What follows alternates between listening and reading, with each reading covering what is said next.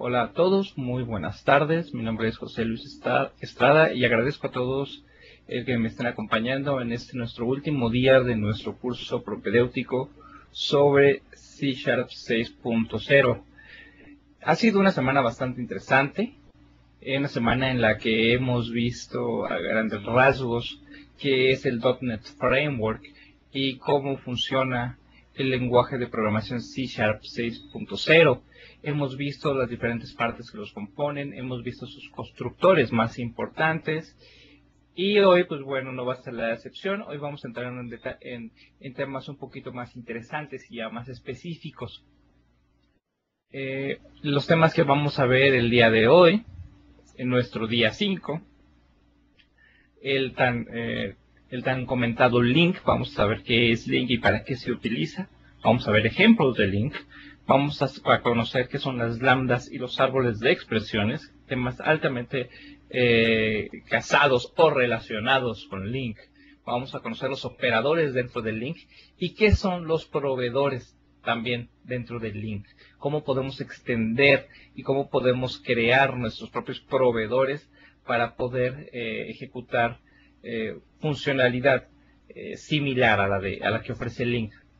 Vamos a conocer la palabra clave Dynamic y vamos a conocer todo lo referente al ambiente dinámico dentro de C#, y vamos a conocer un poco de Windows 32 y su interacción con C# 6.0, aunque en general con cualquier versión de C#, ¿sí? Pues entonces vamos a comenzar hoy con nuestra última sesión y vamos a comenzar con link. Bueno, hemos escuchado a lo largo de todo nuestro curso, y me imagino que para todas las personas ya involucradas en este ambiente en eso de la programación y el desarrollo de aplicaciones, hemos escuchado el término link de una u otra manera. Pues bueno, el link es el acrónimo de Language Integrated Query, o en español, que son consultas integradas en el lenguaje. Esa fue una adición que hizo Microsoft en la versión 3.0 del framework, para poder agregar capacidades al sistema de poder realizarle consultas directamente sobre el lenguaje de C#, sin tener que utilizar algún otro proveedor o alguna otra herramienta.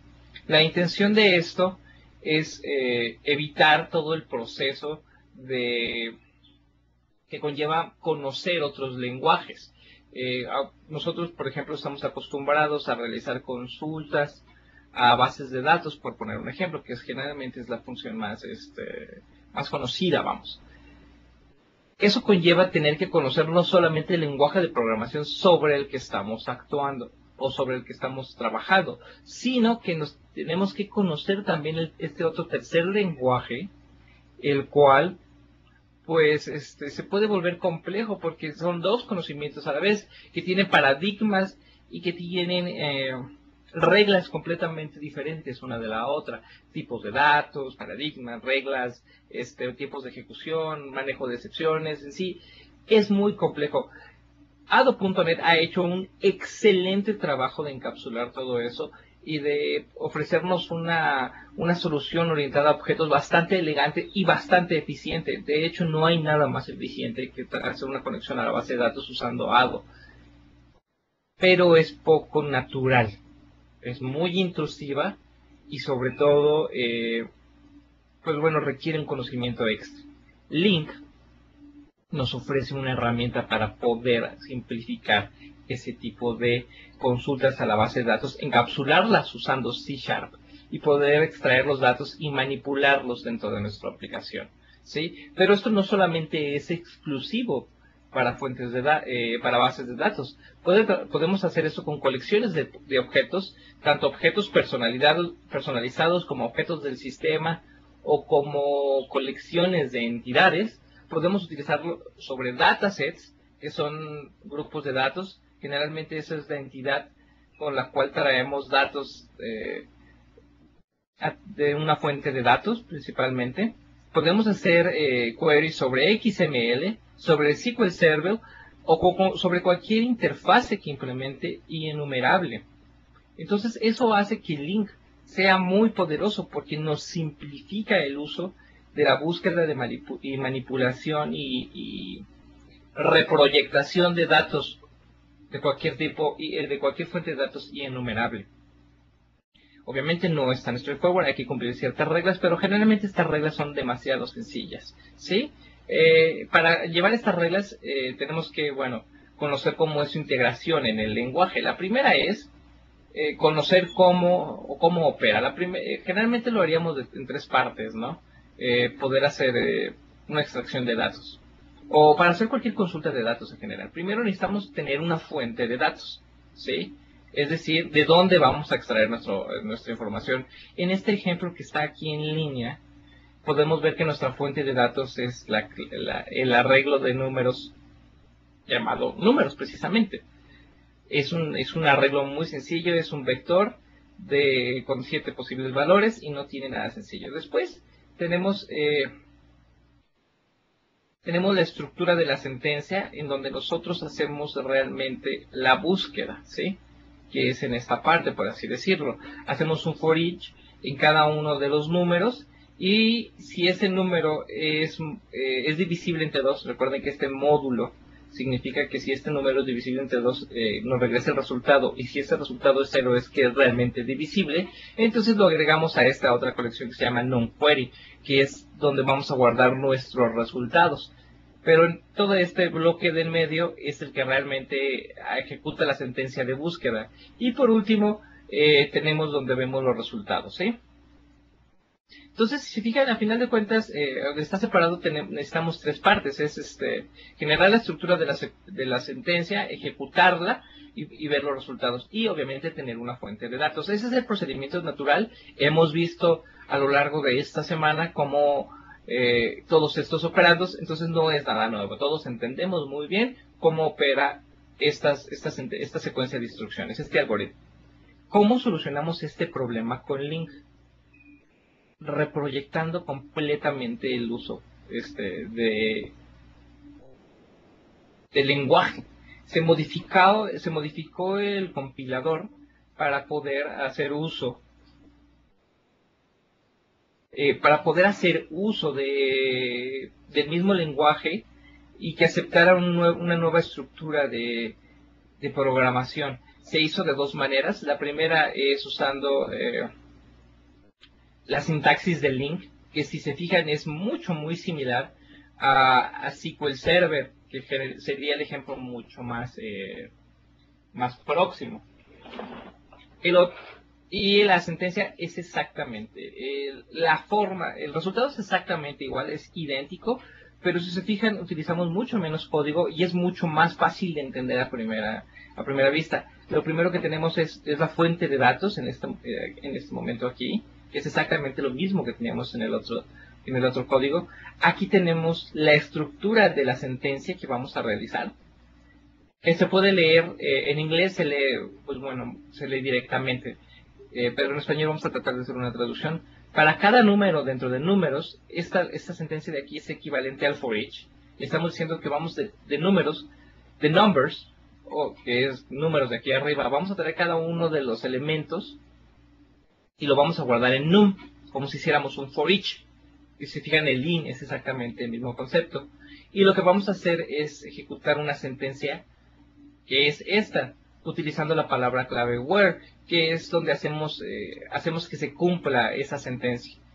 El equivalente en español podría decir, dame selección del número en números, donde el número sea mod 2 sea igual a 0, selecciona ese número. En otras palabras, lo que le estamos diciendo es, selecciónanos todos los números pares.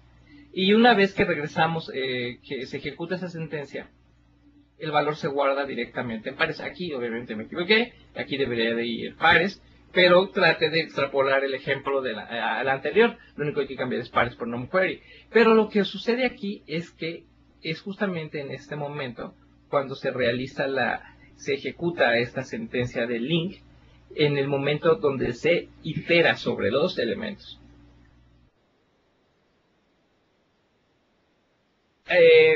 Existe esta forma procedural, por así decirlo, sea a través de una sentencia LINQ, pero también podemos llegar exactamente a ese mismo resultado usando métodos funcionales.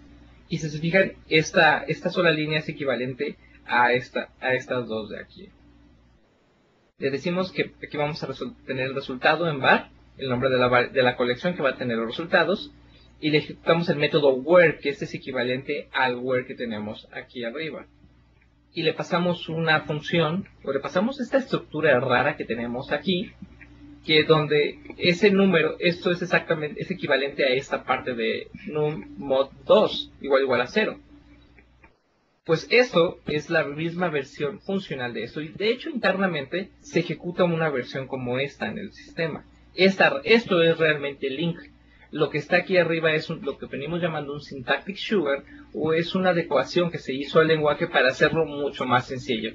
Personalmente yo utilizo más la versión de métodos, porque creo que es mucho más elegante y mucho más sencilla y mucho más fácil de entender. Hay casos en los que sí es necesario, por ejemplo, representarlo de esa manera porque se lee mucho más sencillo, pero internamente no hay ninguna distinción entre la versión de LINQ y la versión funcional. Como se pueden ver, bueno, de hecho no sé, todavía no aparece, lo vamos a ver en las siguientes diapositivas, pero LINQ depende fuertemente de los tipos genéricos. De hecho, primero se liberaron los tipos genéricos y después se liberó LINQ. Pero los tipos genéricos se implementaron para poder soportar ya directamente el LINQ. Sí, eso fue como que un release en dos partes. Aunque aquí el sistema se encarga mucho de inferir los tipos de retorno, ¿sí? Para eso utilizamos la palabra clave var. De hecho, ese es el concepto de la palabra clave var.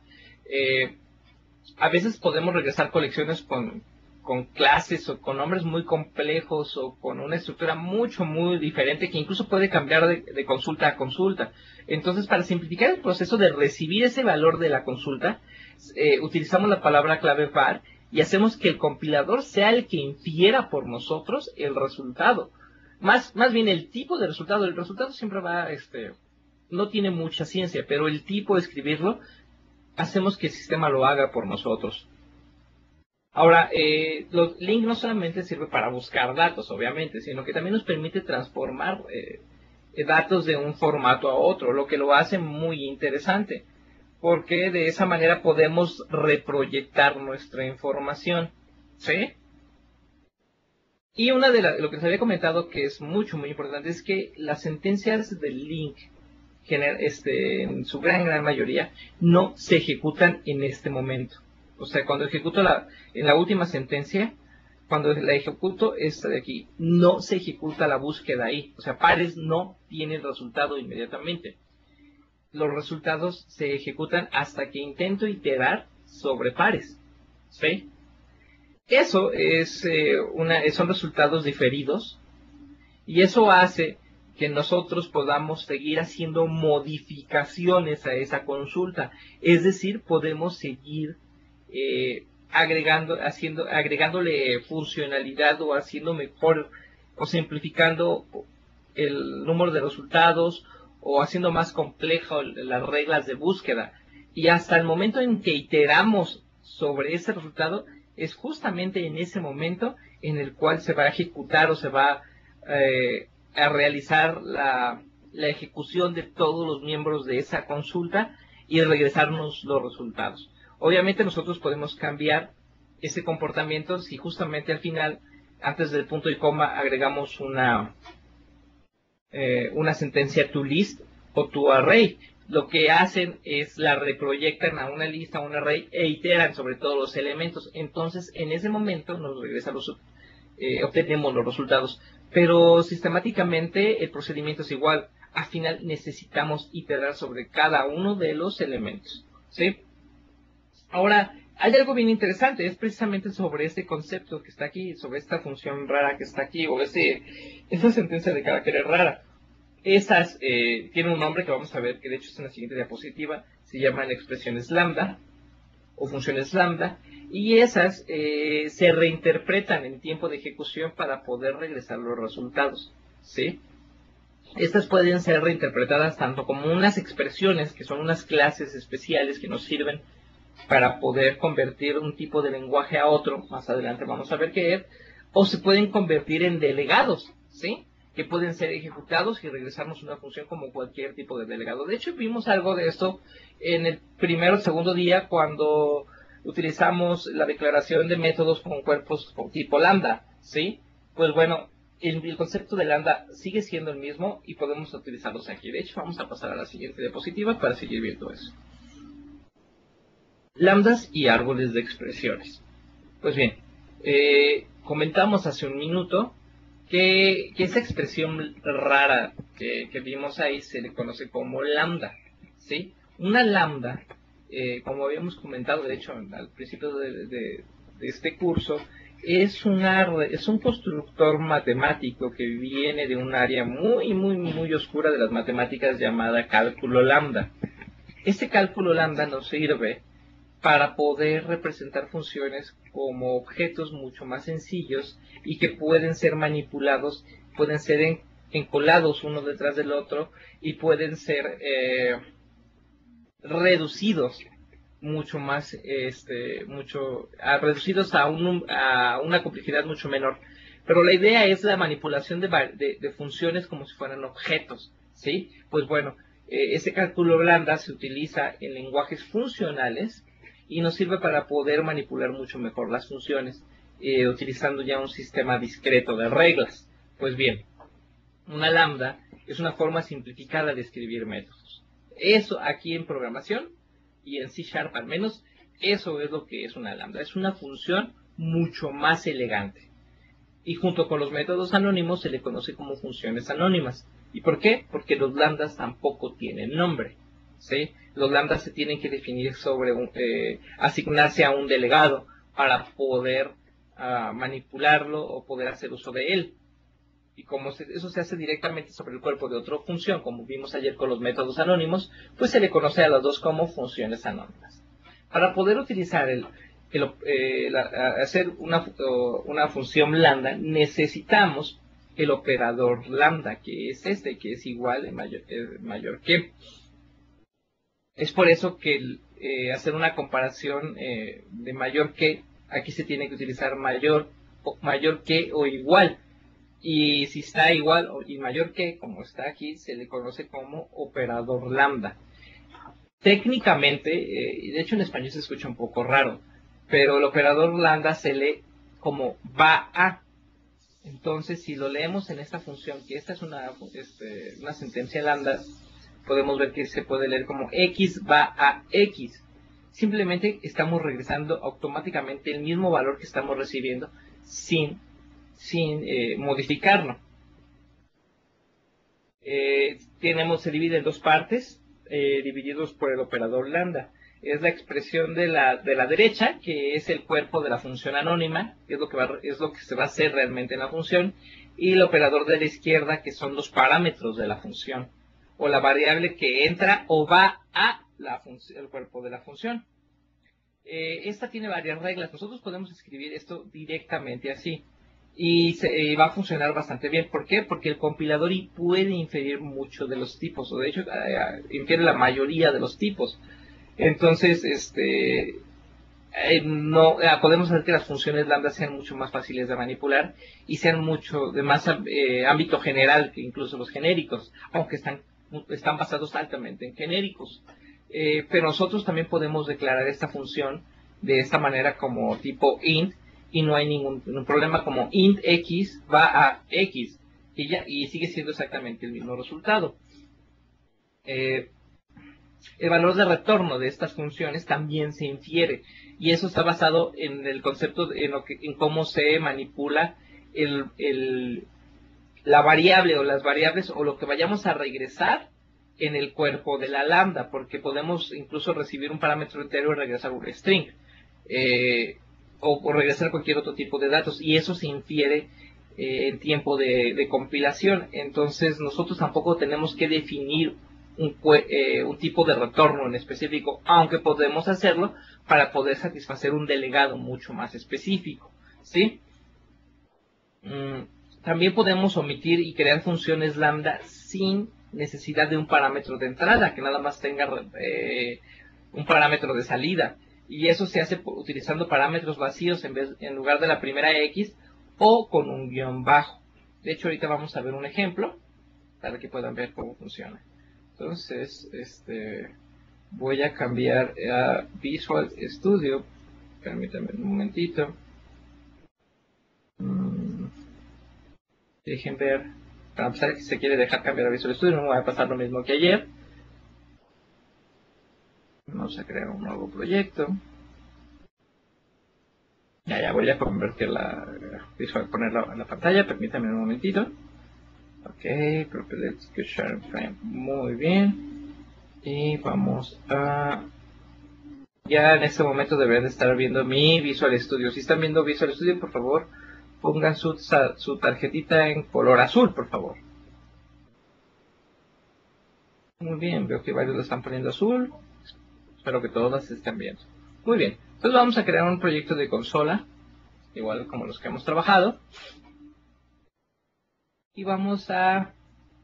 Bueno, este es nuestro proyecto de consola, está muy sencillo, no es nada del otro mundo. Vamos a hacer un poquito más grande el texto para que todos podamos verlo. Perfecto, entonces vamos a crear un delegado primero. Porque acuérdense que necesitamos un delegado, ¿sí? Vamos a crear un delegado muy sencillo, vamos a llamarlo public delegate int, se va a llamar del, donde recibimos un valor entero, ¿sí? Esa no es nada nuevo, lo vimos ayer. Entonces, generalmente nosotros cómo trabajamos con los delegados, hacemos algo así, del, bueno, vamos a cambiar el nombre porque a mí del me gusta utilizarlo como nombre de variable. Entonces vamos a cambiar mi delegado. Le vamos a llamar a mi delegado. Del es igual, y que hicimos ayer delegate. Le vamos a poner un i.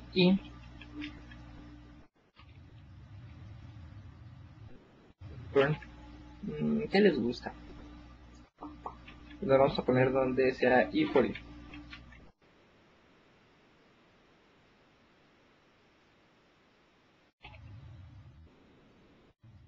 Vamos a ver que estoy haciendo mal. Creo que estoy haciendo mal.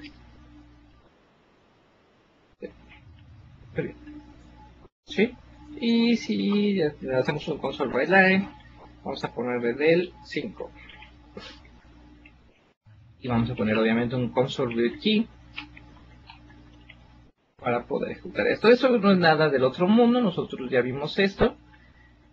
¿Qué pasa si creo mi delegado, le regreso la función, ejecuto esto, recibimos que un valor es igual a 5, me regresa al cuadrado y lo imprime en pantalla, que es lo que tenemos aquí en nuestro 25. Esto no tiene nada de ciencia, esto ya, nosotros somos expertos en esto. Pero esta sintaxis está muy, ¿cómo podríamos decirle? Muy elaborada, ¿no? ¿Qué les parece si podemos hacer, si hacemos esto algo mucho más sencillo, utilizando cálculo lambda? Le decimos que in es igual a i por i. De entrada se ve más complejo, porque decimos, oye, ¿por qué trae tanto igual? Pero si lo vemos más detalladamente, pues seguimos dividiendo nuestra función o nuestra sentencia en dos partes, lo que está antes del igual y lo que está después del igual. Lo que está después del igual es una expresión lambda, ¿sí? Que si vemos la regla anterior, significa que va a multiplicar lo que le pasemos, que aquí se está infiriendo que es un tipo int, que es un tipo i entero, lo va a multiplicar y todo esto lo va a regresar o lo va a guardar en una función del tipo, un delegado del tipo mi delegado, que tiene estas reglas. Entonces, como lo infiere a partir de este valor, sabe que este es un entero y regresa un entero, ¿sí? Entonces no tiene ningún problema. Entonces, seguimos haciendo la asignación. Esto me dice que ya está guardada este método directamente en mi delegado. Hago depuro y digo que voy a depurar el contenido de la función. Y oh, surprise, me regresa aquí este lado. Y vale 5, el otro vale 5. Entonces el resultado es los 25 que habíamos dicho. ¿Sí? Aquí lo tenemos. Y opera exactamente igual. Es menos código, es menos verbose. Y el resultado es exactamente igual. Y quiero que da un código bastante elegante y bastante entendible, ¿no creen? Para eso sirve mi delegado. Y para eso sirven las funciones lambda. De hecho, podemos hacer muchas cosas con ellas, ¿no? Podemos inferir var del 2 es igual a que es igual a y va a más a. Claro que aquí no nos va a decir porque necesitamos inferir los tipos a los cuales va, ¿sí? Para eso, no, pues de hecho ese diapositiva que sigue, ahorita se los presento. No vaya a pasar lo mismo que ayer, ¿sí? Aquí te tengo otro ejemplito que quiero mostrarles. ¿Se acuerdan que habíamos dicho que es una expresión? De hecho, vamos a continuar la diapositiva porque quiero acabar de explicarles eso. Ok, voy a cambiar la diapositiva. Espero que ya la puedan ver. Muy bien. Bueno, ya vimos el uso del lambda y qué funciona.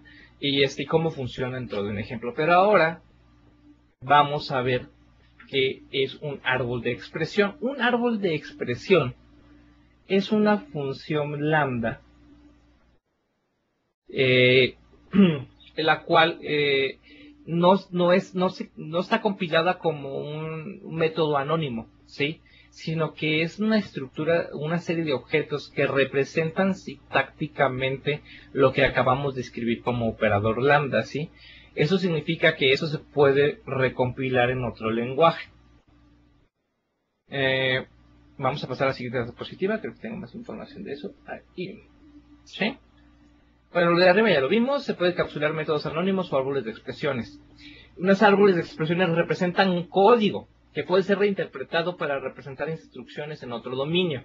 Estos, señores y señoritas y señoras, bueno, personas que estén en el curso, compañeros, es lo que hace que LINQ pueda ser utilizado para ejecutar sentencias de SQL Server, ¿sí? Los árboles de expresiones. Nosotros no trabajamos directamente, o menos cuando trabajamos con el Entity Framework o Link to SQL, no trabajamos directamente con métodos anónimos, trabajábamos con árboles de expresiones, y eso es un proceso que sucede de la siguiente manera.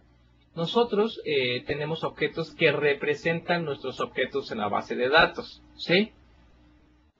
Y lo que hacemos nosotros es ejecutamos sentencias sobre dichos objetos. Pero esas sentencias, por la misma naturaleza que como ocurre el link, que tiene link, y es la que les había dicho que los datos no se regresan sino hasta que se itera sobre ellos.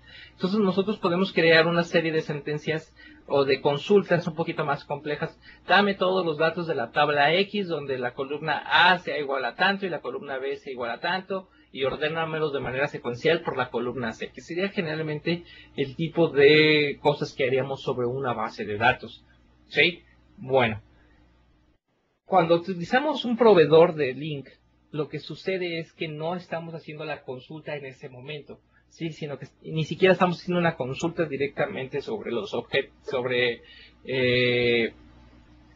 no estamos haciendo la consulta directamente sobre los objetos de la base de datos, estamos haciendo la consulta sobre una representación de esos objetos. Y tampoco estamos utilizando lambdas como si fueran funciones. Estamos utilizando expresiones. Esas expresiones son idénticas a lambda. Lo único que sucede es que se guardan dentro de un árbol interno tipo XML, por así decirlo. Y por XML me refiero a que son tipos anidados dentro de nodos sobre nodos. Y esas expresiones se reinterpretan y se convierten a otro lenguaje.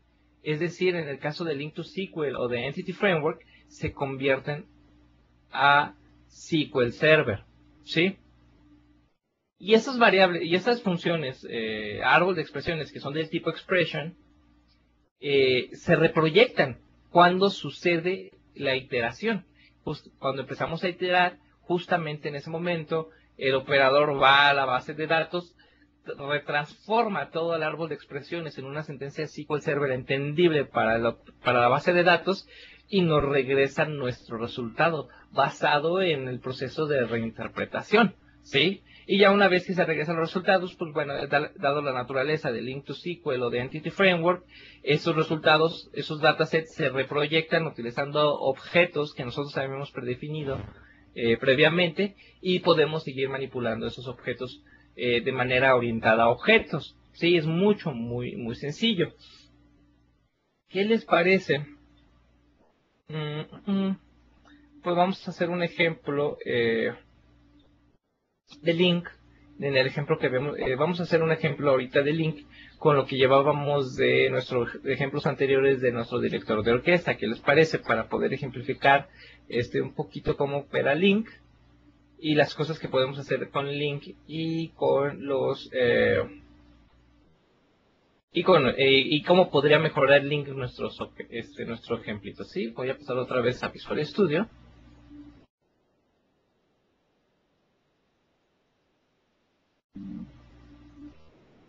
Ya debería de verse Visual Studio en este momento, y lo que vamos a cerrar este ejemplo. First Control. Stack Solution, aquí está. Y vamos a abrir nuestro ejemplo. Creo que era el 1. Sí, aquí está. Ay, caray, no me acostumbro al tamaño. Muy bien. Lo que vamos a hacer en este ejemplo es vamos a mejorar nuestro uso del sistema a un ejemplo más real, y eso es agregando público. ¿Sí? ¿Qué les parece que, pues bueno, ya tenemos nuestra orquesta, ya tenemos nuestro violinista, ya sabemos que los violinistas están atentos a lo que hace el director, ya empezamos el proceso de afinar instrumentos, empezar sinfonía y todo eso. Pero de nada sirve tener una orquesta si no tenemos quien la aprecie, ¿sí? Perdón, no tenemos quien sea la persona que, si no hay elementos que la disfruten, ¿no? De nada sirve, es como escuchar una sinfonía en un bosque. Si están tocando realmente existe la orquesta, pues necesitamos personas, necesitamos público que atiendan a la orquesta, ¿sí? Entonces vamos a crear un objetito que represente nuestro público, ¿sí? Y lo vamos a llamar así, public class público. Pues bien, al ser una entidad que tiene, que existe, entonces necesita tener un nombre. Se lo vamos a asignar directamente al momento del constructor. Y esto lo vamos a guardar directamente en una variable. ¿Sí les parece? Si le guardamos una variable string, vamos a utilizar incrementarles prop string nombre, y vamos a poner aquí public get, que de hecho, bueno, está aquí. De hecho ya está inferido el public, y private. Lo que estamos diciendo es que ese valor nada más va a ser solo lectura desde fuera, pero internamente sí lo vamos a poder asignar. Y entonces nada más vamos a hacer this.nombre es igual a nombre. ¿Okay? De esta manera ya vamos a poder identificar cada uno de los objetos que vamos a crear, ¿no? Para que poder identificar, saber quién es quién, ¿no? Para hacer más interesante nuestro ejercicio. Ok, ya que tenemos el nombre, pues tenemos que darles instrucciones. El director de la orquesta también les da instrucciones a las personas. No necesariamente, no directamente, obviamente, sino que cuando empieza una orquesta, obviamente las personas tienen que guardar silencio, ¿no? Y cuando termina la sinfonía, pues ese es el momento justo para aplaudir. Pero ojo, nunca aplaude, no se tiene que aplaudir nada más cuando se guarda silencio en la orquesta, porque generalmente eso se le llama, es el tiempo, es el espacio entre movimientos, sino que se tiene que hacer hasta que se acabe completamente la obra, es el momento adecuado para aplaudir, ¿sí? Entonces, bueno, vamos a crear un método donde le decimos al público que guarde silencio. Se va a llamar guardar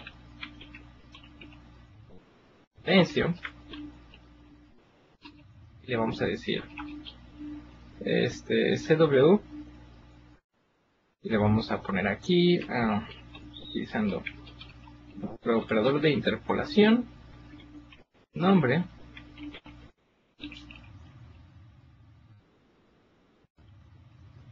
aguardo silencio. Vamos a ver qué le está tronando. Console write line. Dice console write line doesn't exist in the current.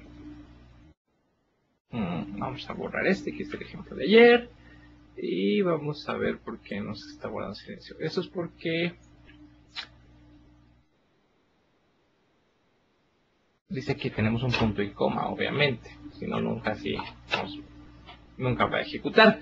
Muy bien, y hacemos el de aplaudir.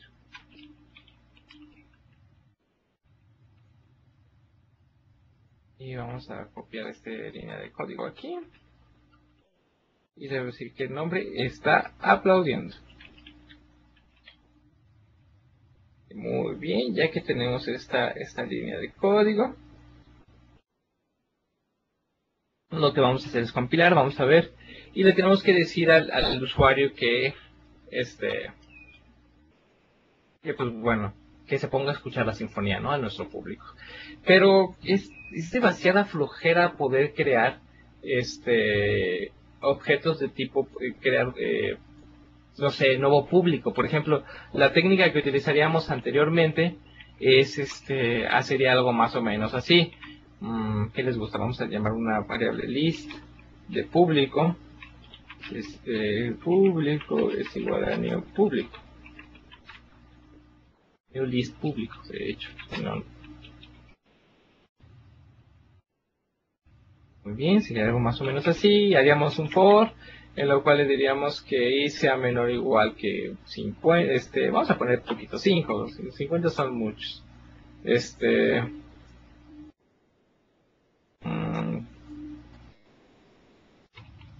Público, donde le decimos a público.add es igual a new público, y le decimos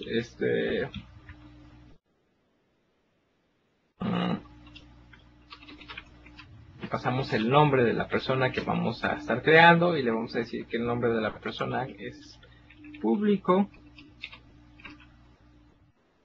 y le vamos a pasar el valor de ahí, ¿sí? Tiene nada sencillo, ya creamos 5 personas del público, y y lo que le podemos decir después es que se anclen, ¿no? A la sinfonía.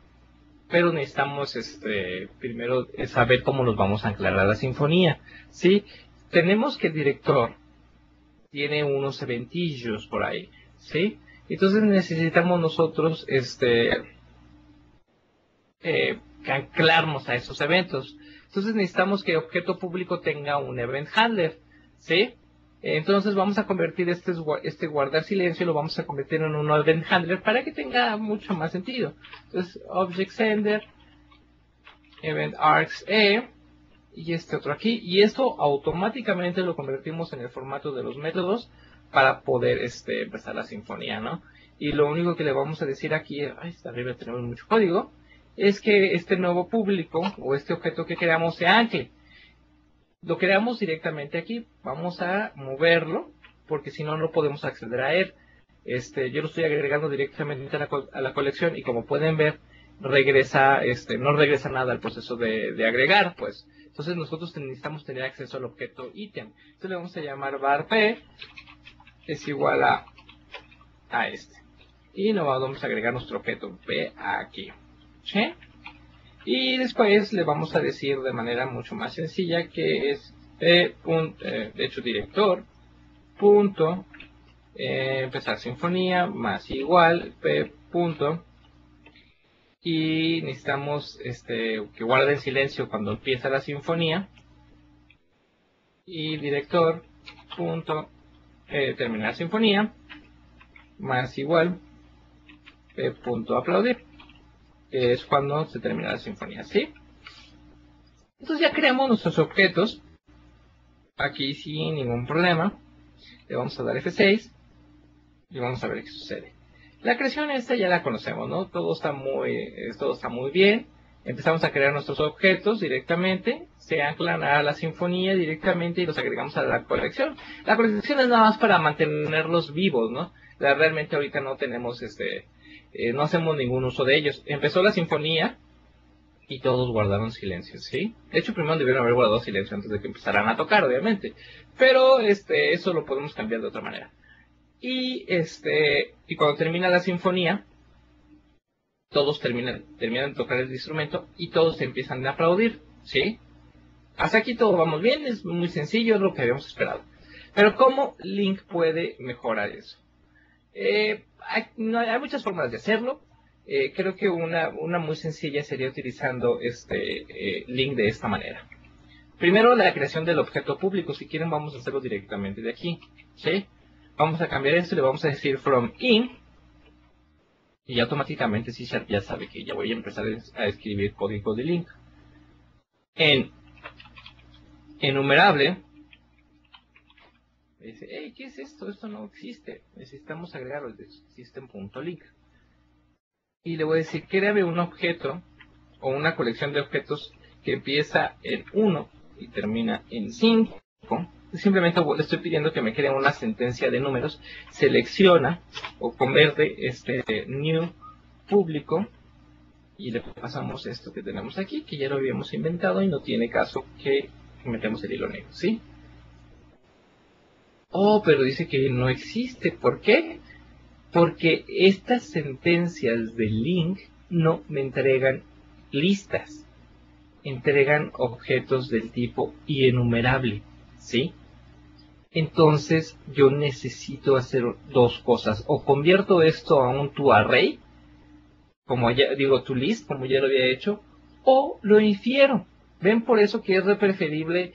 ¿Por qué Link o C# tiene soporte de var últimamente? Es porque primero escribimos la sentencia y después escribimos el tipo de resultado que queremos, o lo inferimos, ¿sí?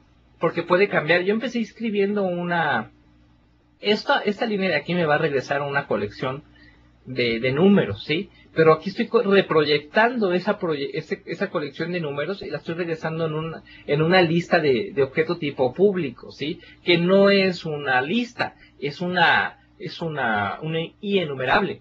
Entonces les digo, ¿sabes qué? Voy a utilizar i enumerable acá. Y automáticamente funciona. ¿Ven?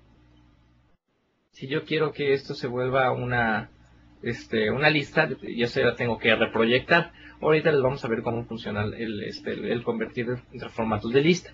Y esta, pues bueno, no me hace sentido. ¿Por qué? Porque aquí ya va a marcar error que yo no puedo agregar esos elementos. Pero yo lo que sí puedo hacer es hacer un for each de los elementos, donde var item es igual a público, y lo que le voy a decir es itera entre todos los elementos. Mucho más sencillo, y lo agrego aquí, ¿sí? Y listo. Incluso puedo simplificar todavía más si agrego esta innumerable y la agrego aquí adentro, como una sola sentencia. Obviamente eso va a ser mucho más, pues de hecho ahorita lo voy a hacer. Corremos esto. Ahorita es el siguiente ejercicio. Oh, dice que P no existe. Obviamente no existe porque se llama ítem. Cambiamos el nombre de ítem a P. ¿Y qué va a pasar? Vamos a ver. Pues vamos a hacer F10. Y le digo, aquí conviértame que se haga una enumeración de estos objetos y que esto se convierta en público, ¿sí? Entonces, lo creamos. Aquí público me dice, yo todavía no tengo, no tiene ningún valor, de hecho current es igual a null. Y me dice, expandir los resultados va a enumerar esta lista. A expandir esto es exactamente hay que hacer esta enumeración, ¿sí? Entonces yo agrego un punto de interrupción aquí, donde está insert.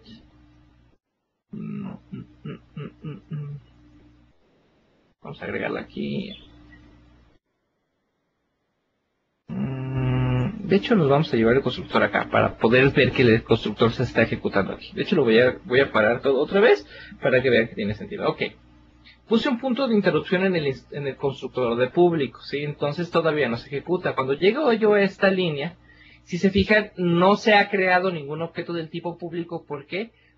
Porque todavía no itero sobre esta lista. Eso se va a hacer única y exclusivamente hasta que empiece a iterar sobre esos elementos. Cuando le doy F10 aquí y se crea el primero, me está diciendo, estoy creando el objeto público número 1. ¿Por qué? Porque apenas recibí el primer valor de 1. Lo regreso. ¿Ven cómo se ejecutó aquí arriba? Significa que esta función se ejecuta de manera diferida, ¿sí? Crea el objeto por mí, en este caso, lo asigna en P, y yo empiezo a utilizar a él. Termino esta línea, regresa aquí, y me va a crear el segundo objeto. Lo asigna a P, y empiezo a operar con el objeto número 2. Y así sucesivamente. Vamos a seguir ese punto de interrupción para que ya omita ese paso.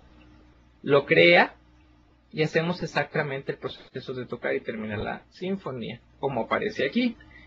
Y sigue siendo exactamente igual, ¿sí?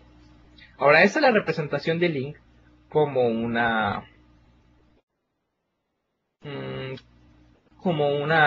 formato de link, ¿no? Como una consulta. Pero ¿cómo se ejecuta esto en formato funcional? En formato funcional podemos hacer muchas cosas, todavía podemos inferirlo mucho más. A mí la que me gusta hacer es utilizar todo aquí, aunque no es muy recomendable porque no se ve muy elegante, pero le estamos diciendo range. Exactamente 1 de 5, lo que estamos diciendo es que quiere una cadena de 1 de 5 y que cada uno de estos objetos lo reproyecte como new, como esto. Vamos a ver si muy bien. Si se fijan, estoy asignando la fuente de datos directamente aquí. Esta es una sola instrucción. Esta yo la puedo. Esto es equivalente exactamente a esto. Le estoy diciendo que de esta enumerable, me seleccione las itere sobre cada uno de ellos, tome el valor i, que es exactamente este de i, y que me regrese un nuevo objeto. ¿Sí? Vamos a ver si es cierto. Esto ya no lo utilizamos. Y hacemos F10. Entonces, si quieren, vamos a poner otra vez un punto de interrupción acá en el constructor de nuestro amigo público para saber en qué momento se está creando la instrucción. Entonces, se empieza a iterar sobre cada uno de ellos, crea el primero, publicó uno, lo regresa y me lo asigna aquí. ¿Sí?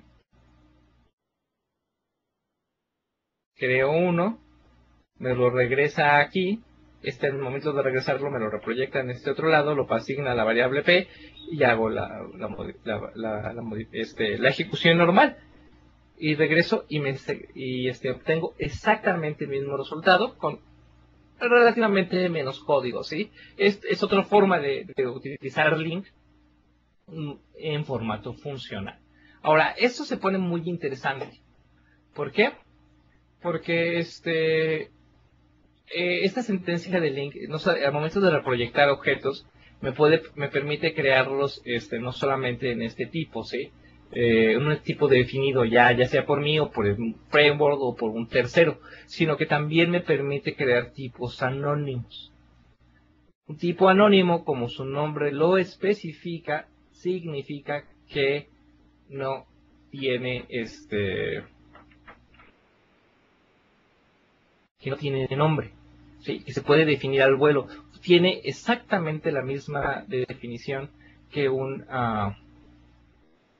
que tiene la misma capacidad que tiene un objeto normal, simplemente que se utiliza nada más para reproyectar datos de manera más desacoplada en tiempo de ejecución. Ahorita en el ejercicio, este ejemplo ya tengo mucho que no lo hago, pero espero, se los paso al final del curso. De hecho, se lo voy a poner en el material, ya que lo haya probado ese ejercicio, en el cual podemos regresar este objeto público como un objeto anónimo y donde lo creamos al vuelo. Nada más que ahorita no me quiero arriesgar a que no funcione, pero porque ya tengo mucho que no utilizo este ejercicio, pero estoy casi seguro que sí se puede hacer, sobre todo por la asignación de las funciones en tiempo de ejecución.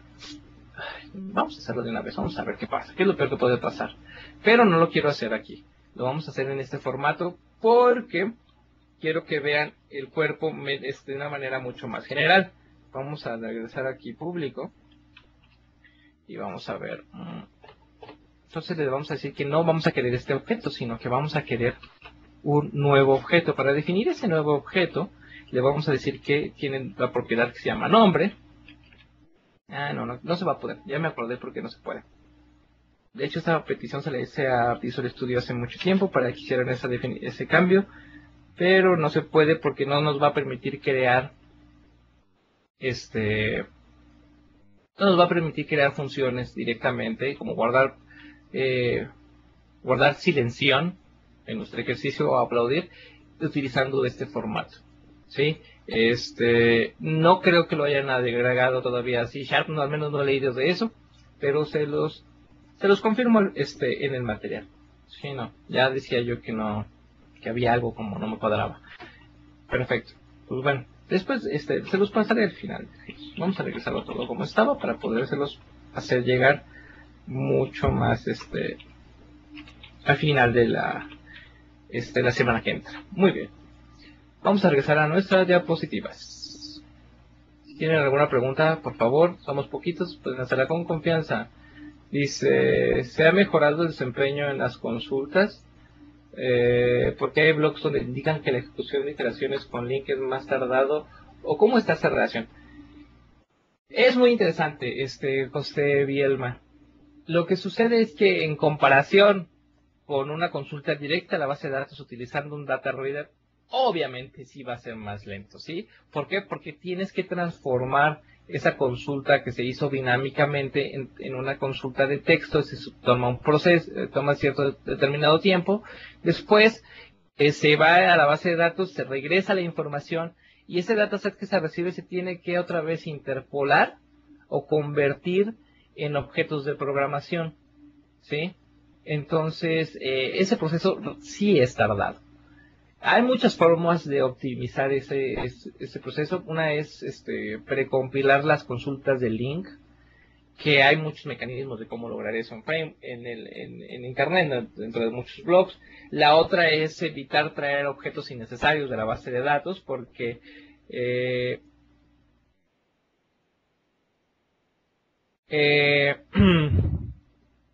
una forma de poder aprovechar eso es, digo, precompilando las consultas. Hay una forma de crear que las consultas se precompilen usando árboles de expresiones.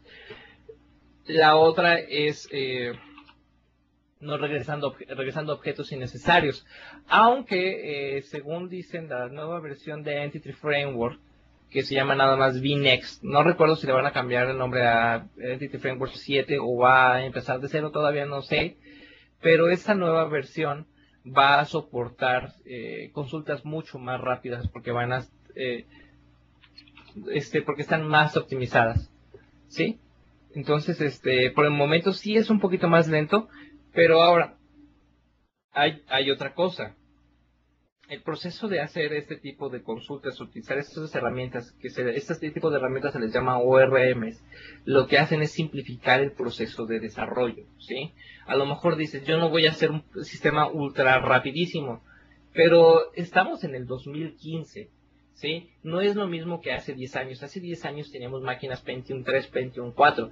Ahorita pueden tener máquinas Pentium, no sé qué número sean o qué número de procesador tengan, o cómo las manejen, pero con performance extremadamente rápido, con muchos gigahertz de velocidad en su procesador, con toda la memoria RAM del mundo. Y entonces esas ya no se va a notar. Ese penalty que pudiera haber al momento de convertir una consulta a otra ya no se nota, ¿sí? Entonces ya ahorita perdió relevancia eso que decían los blogs de hace mucho tiempo. Obviamente sí lo hay, y sobre todo si estamos trabajando con sistemas de súper alto rendimiento como una página web en la cual siempre vas a tener al menos 1 millón de consultas diarias, pues bueno, ahí sí va a ser una diferencia. Pero en cualquier otro sistema, no, la verdad es que no hay ninguna diferencia. Entonces, mi sugerencia es, empieza a hacer tu sistema utilizando este tipo de herramientas, van a hacer que tú desarrolles tu aplicación mucho más rápido y eventualmente, si necesitas mucho mayor performance, puedes hacer la reoptimización, pero ya una vez que lo requieras necesario. Nunca hay que diseñar basado en la optimización desde un principio. ¿Por qué? Porque se te va a ir el mundo y se te va a ir el tiempo, nada más en pensar en todos los posibles casos y en todos los posibles elementos en los que puedas trabajar, ¿sí? Entonces no es lo mejor de preocuparse todavía por eso. Entonces mi respuesta es que si bien si hay penalty, es insignificativo, al menos para este tipo de aplicaciones. Voy a continuar con nuestras diapositivas, porque ya, muy bien, ya estamos en los árboles de expresiones. Lo de los árboles de expresiones es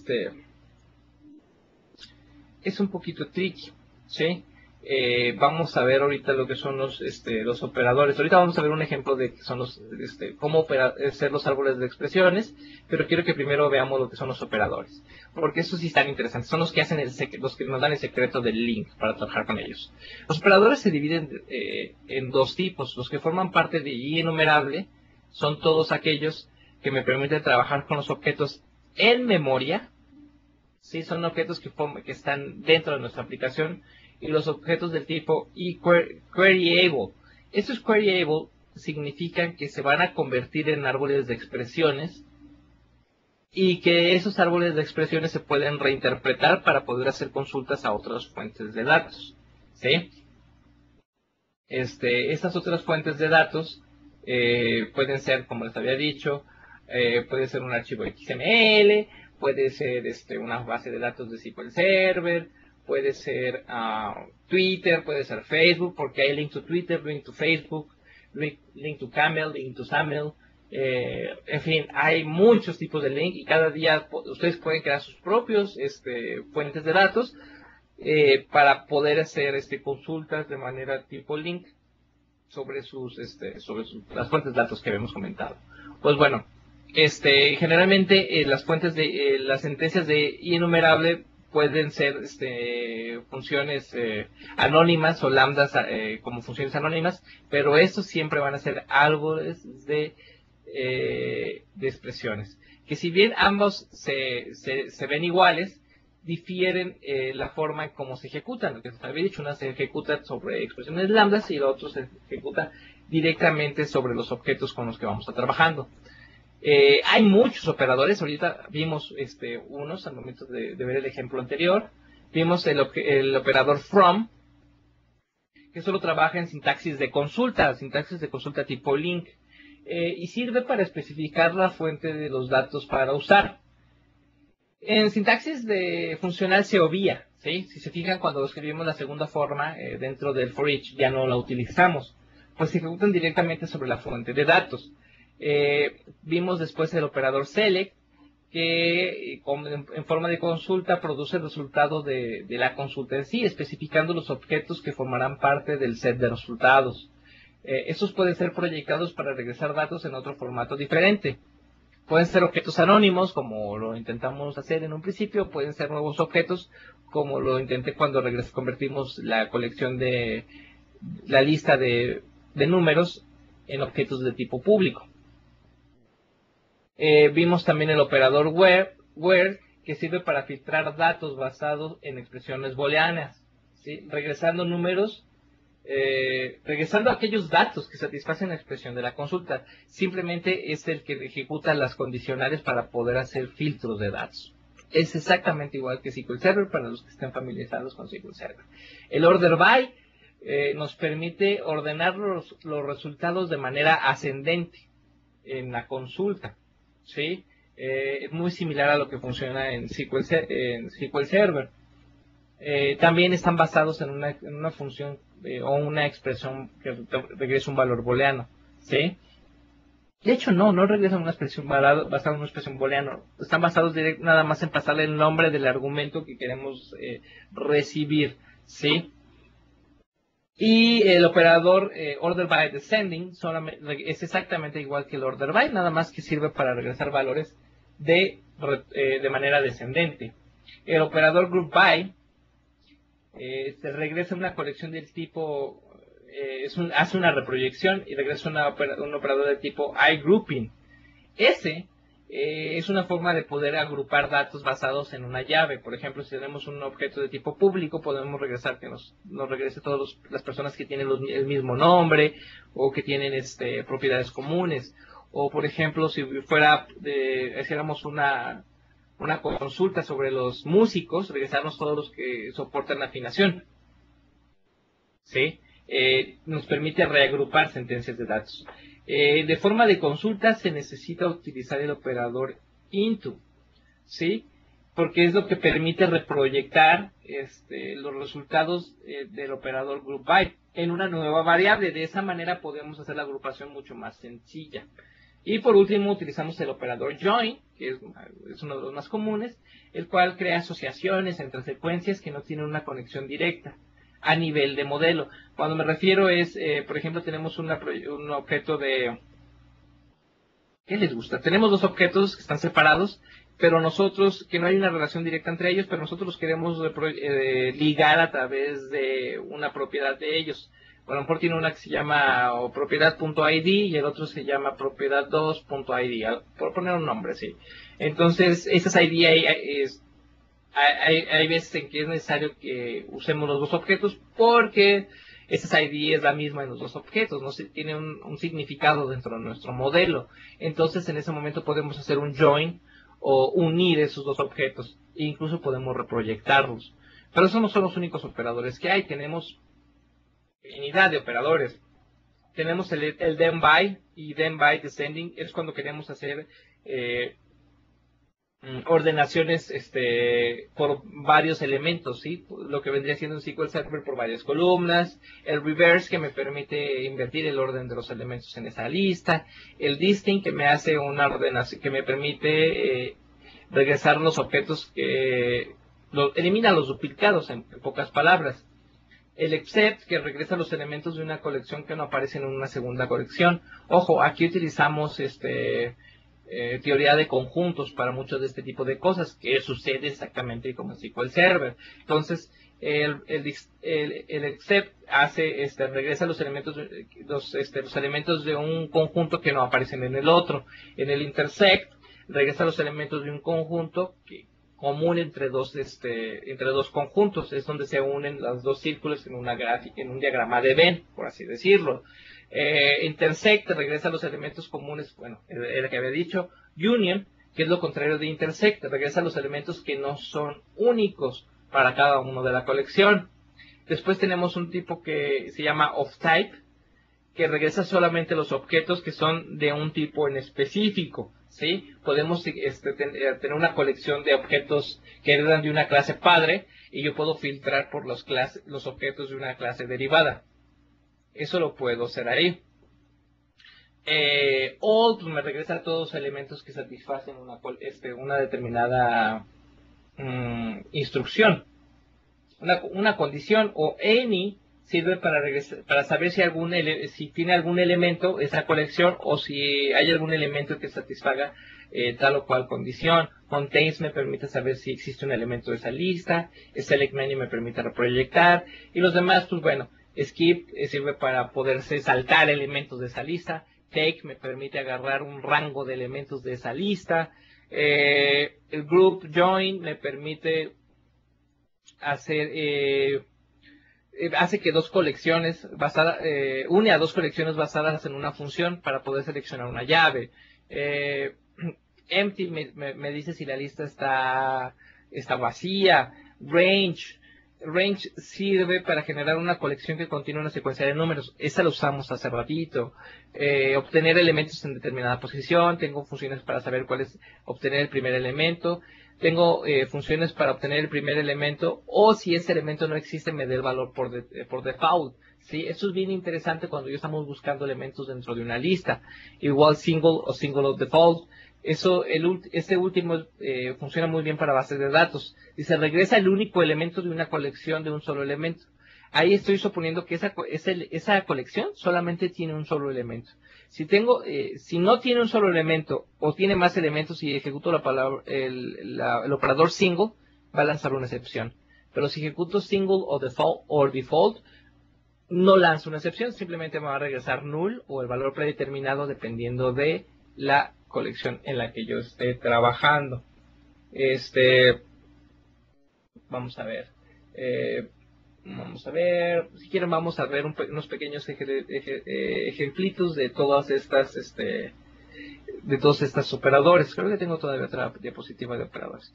Y pues bueno, como asEnumerable me permite reproyectar la numeración, asQueryable me permite reproyectar la numeración como una que yo puedo convertir en expresiones lambda. Un cast me permite convertir todos los tipos de una colección a otro tipo. To array, to dictionary, to list son operadores que me permiten iterar la lista y convertirla de un enumerable a una lista a una colección más concreta. To array me la regresa un array de ese elemento. to dictionary me permite crear un diccionario a partir de esa, un diccionario genérico como el que hemos visto en estos días, y to list me regresa una lista genérica. Y pues bueno, concatenar dos listas. Aggregate me permite ejecutar una función en todos los elementos de esa lista, ¿sí? Como hacer una sumatoria de todos los elementos, o como ejecutar una función que requiera conocer el valor previo de los elementos en esa lista. Count y long count me regresa el número de elementos de ese enumerable. Como no es un arreglo o no es una lista o no sabemos qué sea, no tiene una propiedad para saber el número de elementos que tiene. Entonces se tiene que ejecutar una función que los cuente por nosotros.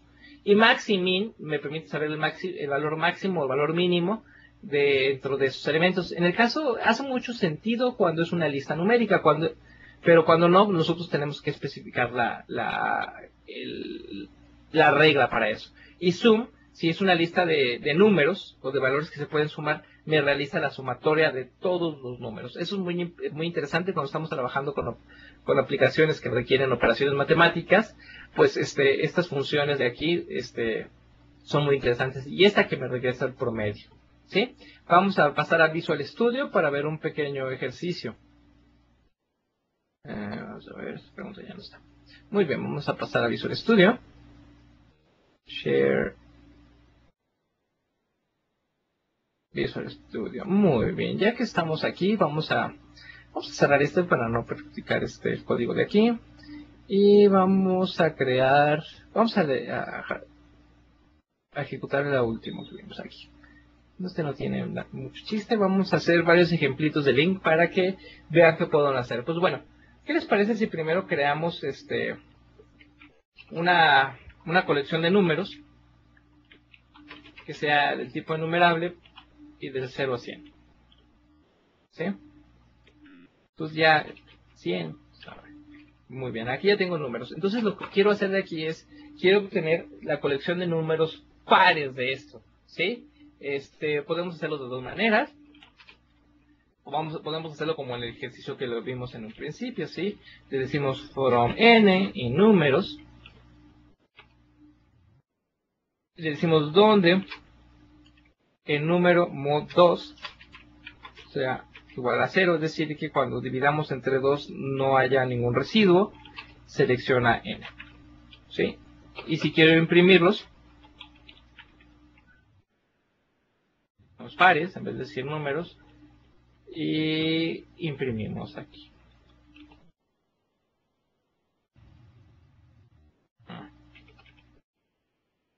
¿Sí? Y me va solito a imprimir todos los números pares, ¿sí? Aquí está muy bien, no tiene ningún chiste. Lo podemos representar de otra manera, lo podemos decir como pares alternos. Creo que esto está todavía mucho más bonito. Y se fijan, cuando le doy números, automáticamente tengo todos los operadores como si fueran funciones aquí, que forman parte de esta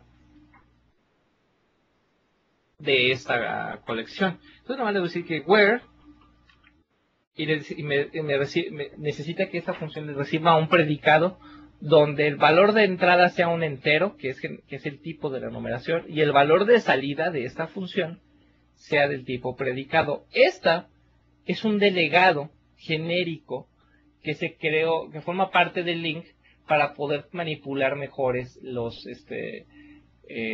lambdas. A final de cuentas es una función, es un predicado, ¿sí? Entonces, esta función significa que tiene un parámetro de entrada y que tiene un parámetro de salida, un valor de retorno. Y hay otro tipo de delegado que crea el sistema que se llama action, que nada más tiene un parámetro de entrada y que no regresa ningún valor. Obviamente aquí necesitamos que se regrese algún valor porque es el valor que va a evaluar. Se fija en el tipo de entrada, en este caso es n, ¿sí? Y se reproyecta con el va a utilizando lambda y hacemos exactamente lo mismo. N mod 2 es igual a 0. Y esta es una comparación booleana, ¿sí? Toma el valor n, saca el módulo y checa que el residuo sea igual a 0. Entonces, esa es la comparación booleana. Y le damos enter y es exactamente lo mismo que hacer esto, ¿sí? Pero utilizando variable, sintaxis funcional. Vamos a ejecutar esto lo vamos a comentar para evitar esto. Vamos a ver. Y sí, es exactamente el mismo resultado. Ahora, vamos a hacer otro ejemplo. Vamos a utilizar el ejemplo de ordenación para ver cómo funciona la ordenación. Esto lo vamos a dejar aquí. De hecho, lo vamos a llamar res para poder crear nada más la variable y ver los resultados. Vamos a crear una lista de letras, ¿sí? Var letras es igual a new list string, donde los valores sean A, B, C, D, A, B, C, D. Bueno, de hecho lo vamos a hacer desordenada, sino que chiste tiene. Vamos a poner aquí la C, luego aquí la D, la B y la E. ¿Sí? Está desordenada nuestra lista. Entonces, lo que vamos a hacer es ordenar esta lista. Esta lista es muy sencilla. Le vamos a dar var res para utilizar la misma de abajo. Es igual a letras. Punto order by. Y le pasamos que las letras es igual a L. Ojo, esto es bien sencillo. Fíjense cómo aquí no me pide la función, no me pide un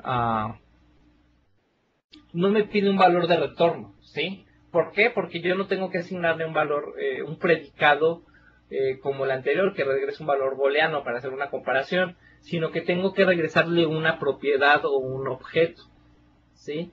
Y significa que el sistema va a hacer el ordenamiento por esa propiedad, no necesariamente por o por el objeto en sí.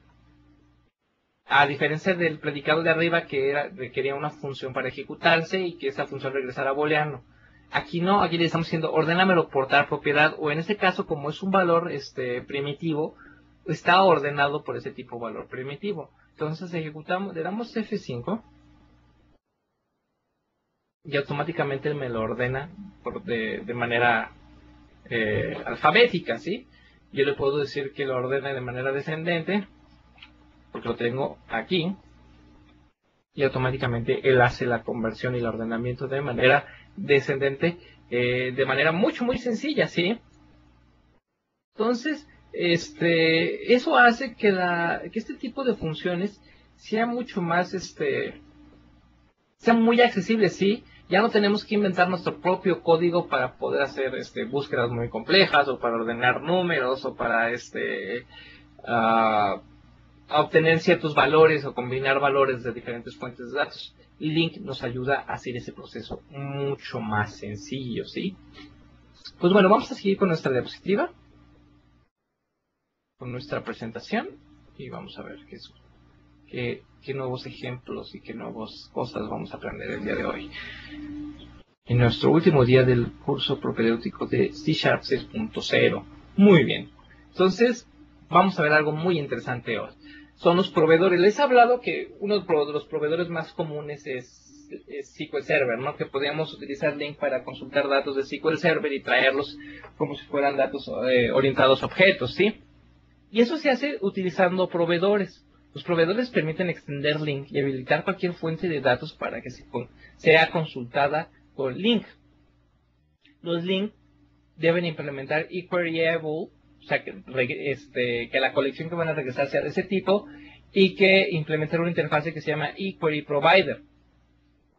Para implementar ordenaciones tenemos que soportar otro tipo de interfase, que es la ordenación eQueryable. Pero en general, con que implementemos eQuery Provider, nos va a permitir extraer tener fuentes de datos de otros lugares.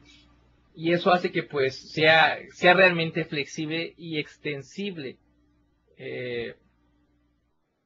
LINQ. Entrar a ver cada uno de esos pues obviamente está fuera del alcance de este curso, pero les puedo decir que existen fuentes de datos como Link to SQL, que ya no se utiliza tanto, ahorita se llama Entity Framework, pero tenemos también Link para XML, Tenemos link to Twitter para poder hacer consultas a Twitter utilizando sintaxis de link to SharePoint para poder extraer los objetos, para traer objetos de listas y entidades de SharePoint, link to Active Directory para poder atraer objetos de sistemas que utilizan Active Directory, link to Google, link to JSON, link to Parallel, o que se conoce como Parallel Link, que eso nos permite hacer búsquedas, secuencias y ordenamientos, todo lo que nos permite hacer link, pero aprovechando los diferentes procesadores del sistema operativo, y de esa manera se hacen más rápido, porque se distribuyen diferentes procesadores las diferentes búsquedas, utilizando reglas de distribución, sistemas distribuidos, se hacen ese tipo de búsquedas, y para programas o aplicaciones que requieren búsquedas o ordenamientos o sentencias sobre fuentes de datos que tienen una cantidad enorme de información, se recomienda utilizar Link to Parallel.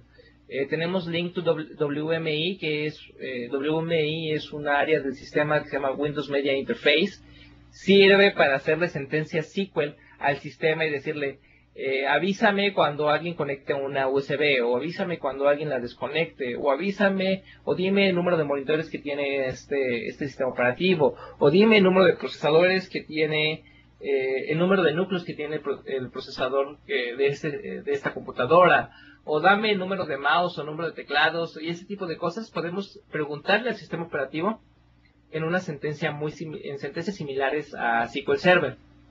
Pues bueno, alguien inventó Link to WMI para hacer todavía más sencillo eso y preguntarle de formato link. Y Link to Geo me permite hacer sentencias geográficas. Entonces, como ven, las fuentes de datos de todos los proveedores son completamente diferentes, ¿sí? No tienen una relación de la fuente de datos de una con la otra. Entonces, eso significa que el link es muy poderoso y muy flexible. Pues bueno, con eso damos por terminada la parte de link. Si tienen alguna pregunta de link, la resolveremos al final. Y ahorita vamos a pasar con otro tema súper interesante, que es las funciones dinámicas dentro de C# y lo que se conoce como Dynamic DLR o DLR. Pues bueno, ¿qué es la palabra clave Dynamic? Simplifica el acceso al uso de tipos como. Esa fue la principal razón. Pero la palabra clave Dynamic le permitió a C# poder ser utilizado como un lenguaje dinámico. ¿Qué es un lenguaje dinámico? Es un lenguaje que no se valida en tiempo de compilación, sino que se ejecuta en tiempo de ejecución, y hasta ese momento es cuando se hace la validación de los tipos y se hace la inferencia de los tipos y de los objetos, pero hasta tiempo de ejecución, no en compilación, ¿sí? ¿Se acuerdan que C# era un lenguaje completamente case-safe? Porque el compilador en Visual Studio checaba que la conversión de unos tipos de un tipo a otro existiera, o checaba que cuando ejecutáramos una función, esa función realmente existiera en ese objeto, o hacíamos la asignación a una variable, checamos que esa variable existiera. Pues bueno, eso se logra porque el compilador checa todo y se asegura de que el lenguaje esté bien escrito. Con el DLR, esa parte se obvia, ¿sí? Ahorita ya no podemos decirle al compilador, ¿sabes qué? Este objeto o esta serie de objetos no me las cheques. Deja que el jitter, que es el equivalente que es el encargado de ejecutar el código de C# o del lenguaje intermedio, sea el encargado de que evalúe esto. De ahí por eso se llama Dynamic Language Runtime, porque se ejecuta en tiempo de ejecución.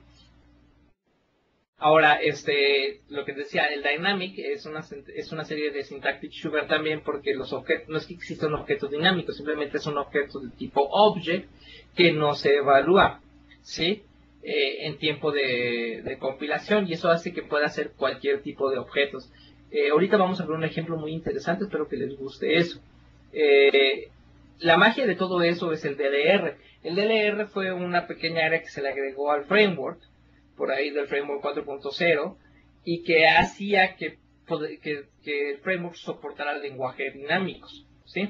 El DLR usa árboles de expresiones internamente para poder representar las semánticas de los diferentes lenguajes, ¿sí? O sea, los desconstruye cada uno de los elementos y esos elementos les dice, chécalo en tiempo de compilación o chécalo en tiempo de ejecución.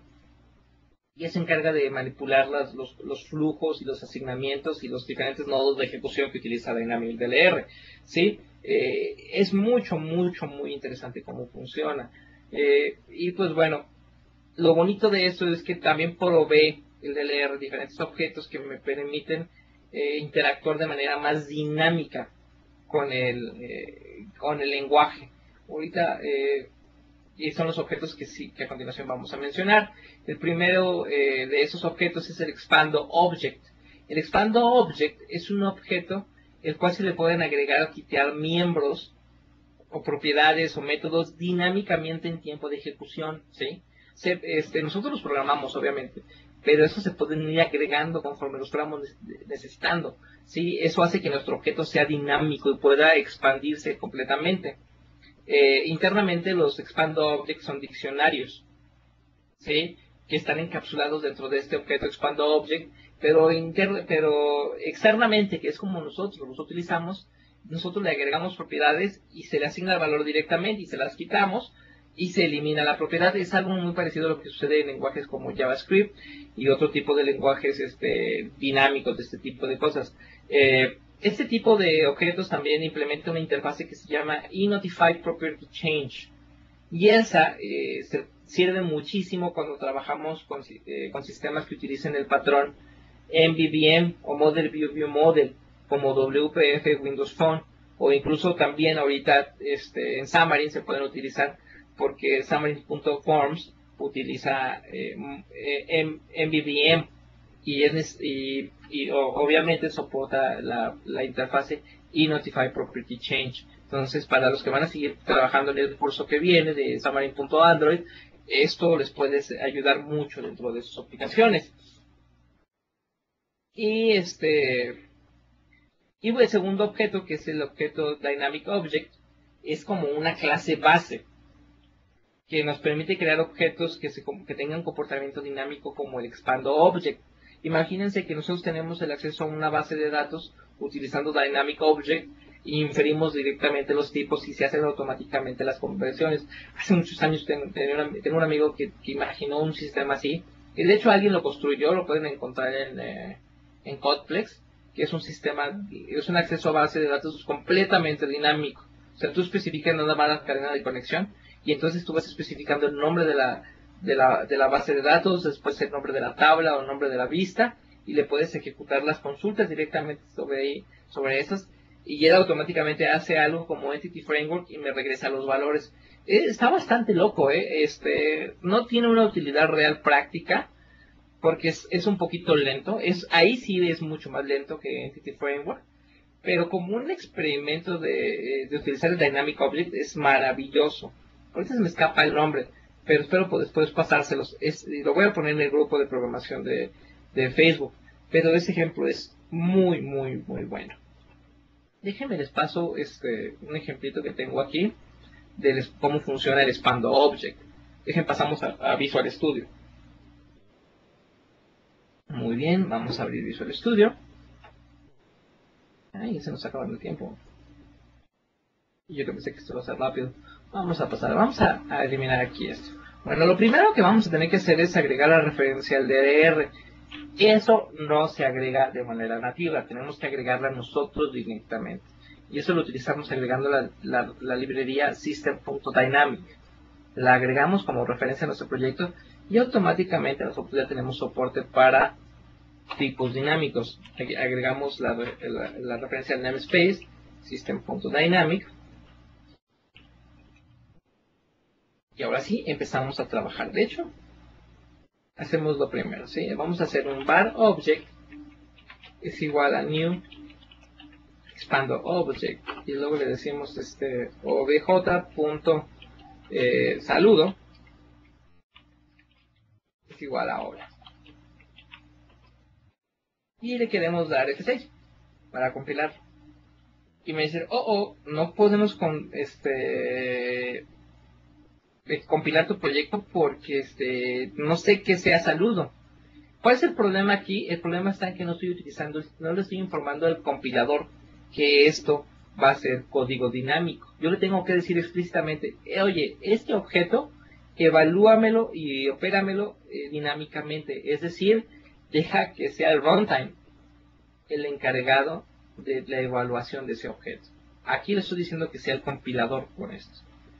Le tengo que decir que lo haga dinámicamente. Ya una vez eso, desaparece el error.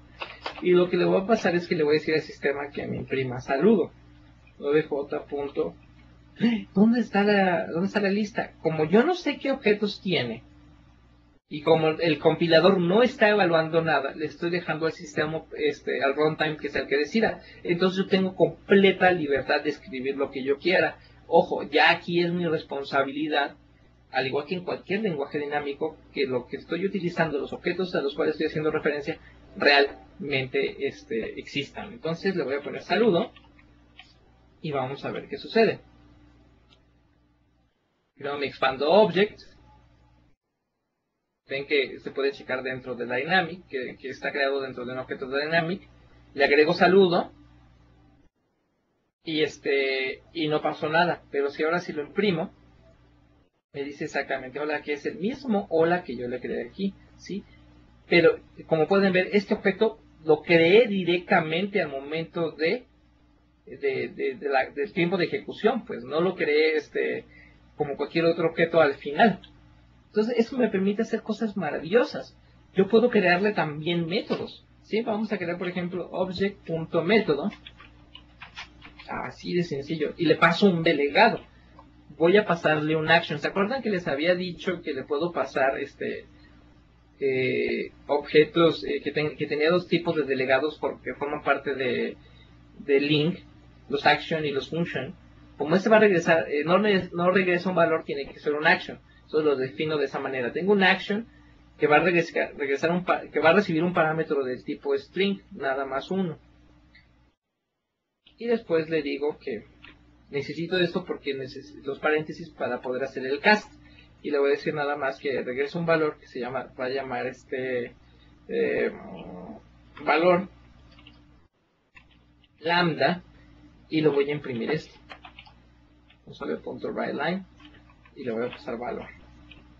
¿Sí? Y punto com acá. Y listo. ¿Sí? Lo único que estoy haciendo es le estoy diciendo que aquí voy a asignar un valor para ejecución. Y en vez de hacer esto, lo único que voy a hacer es objeto.método y le voy a pasar objeto.saludo. Y esto debe ser suficiente para que funcione. Compilo, le paso hola, le asigno el método lambda, ya está guardado aquí, ejecuto, y oh surprise, va a llegar acá y le va a guardar el valor, sí, quiero que esto suceda, y se imprime en pantalla hola otra vez, ¿sí? Entonces ven cómo qué amigable es, y no solamente puedo crear este método, sino también le puedo asignar eventos. Vamos a crearle un evento, esto va a estar bastante interesante. El primero es que le vamos a crear el objeto de evento, pero no podemos crearlo directamente. Primero tenemos que asignarlo a un null para apartar el espacio. Después le tenemos que decir que el objeto a este evento se va a comportar como un delegado multicast, y le vamos a decir que event handler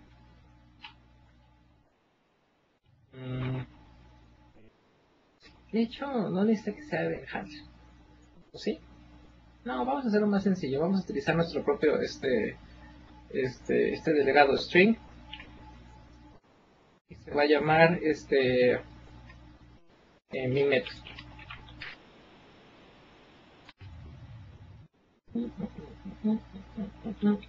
Y lo que le vamos a decir aquí es que no existe mi método, necesitamos crearlo.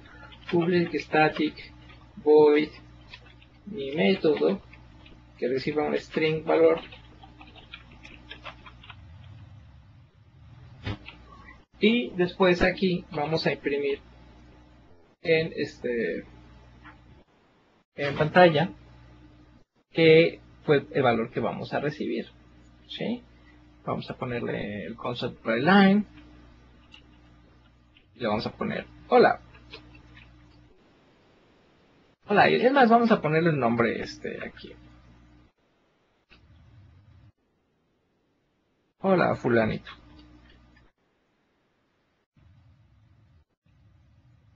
Saludos. ¿Cómo está mal? Vamos a ponerlo aquí más elegante. Desde el manejador del evento. Y lo que vamos a hacer es que en el método que tenemos aquí arriba, pues lo vamos a simplificar. ¿Sí? Vamos a cambiar el nombre aquí a José Luis.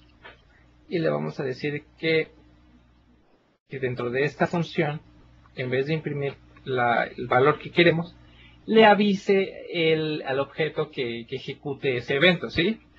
Y pues vamos a llamar como un objeto, como una función, como lo que es realmente, y le vamos a decir obj.evento.event y le vamos a pasar el valor que queremos y le vamos a decir valor otra vez, ¿sí? Vamos a ver si es cierto.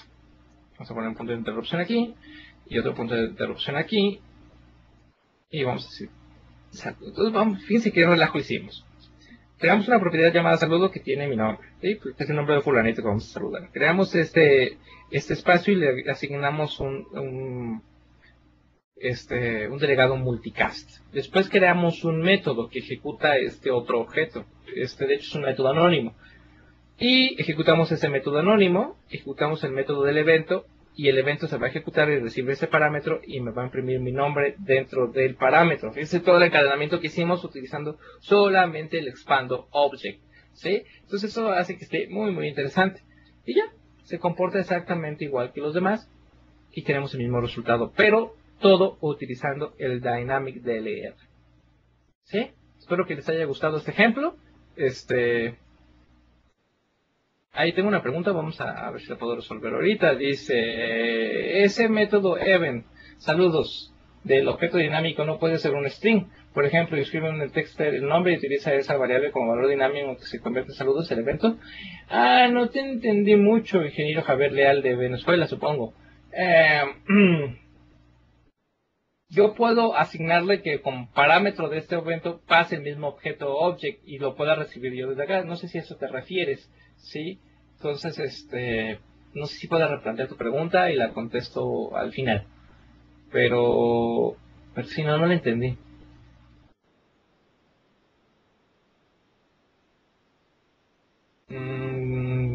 No sé si podría replantearla y ya la checamos después. Muy bien, vamos a continuar con nuestro ejercicio. Quiero enseñarles un ejercicio. De hecho, no es un ejercicio, es más bien como es como un ejemplo de algo que una vez utilicé y que funciona de maravilla. Es un ejemplo utilizando XML y a ver si está aquí. Sí, está aquí. Muy bien. Vamos a guardar esto. Y vamos a comentar esto. Ignórenlo aquí. Yo tengo un objeto XML, ¿sí? Que es este. Es algo bien sencillo, es un estándar, tiene una llave, bueno, tiene una definición, una cabecera, tiene una llave principal, tiene un otro elemento y dentro de ese elemento tenemos una propiedad que de hecho tiene un valor, otra llave que tiene un valor interno, ¿sí? Fíjense la encadenamiento. La forma tradicional de utilizar ese tipo de objetos es, yo creo, utilizando XDocument, que viene siendo el equivalente a link to XML. Le digo, carga este archivo XML, que es exactamente este. Y ya una vez que lo cargo, le digo al sistema que me dé el primer elemento llamado llave, que es este. Después que me regrese el segundo elemento llamado ítem, que es este. Después se termina el tercer elemento llamado valor, que es este. Y por último, que me regrese el valor de ese elemento llamado valor, que es este 5, ¿sí? Y ya una vez que lo ejecuto, lo imprimo en pantalla. Eso no tiene ningún chiste. Eso es parte de la programación de todos los días. Valor vale 5, lo pueden ver aquí, y se imprime en pantalla. Sí, utilizo link to XML y lo hago de esa manera. Cada uno de estos, pues al final de cuentas es un operador de link, pero sobrecargado para trabajar con XML. No tiene ningún chiste. El lenguaje Dynamic y los objetos, propios de Dynamic, como el Dynamic Meta Object Provider, me permiten crear fuentes, nuevas formas de acceder a datos de manera mucho más desacoplada.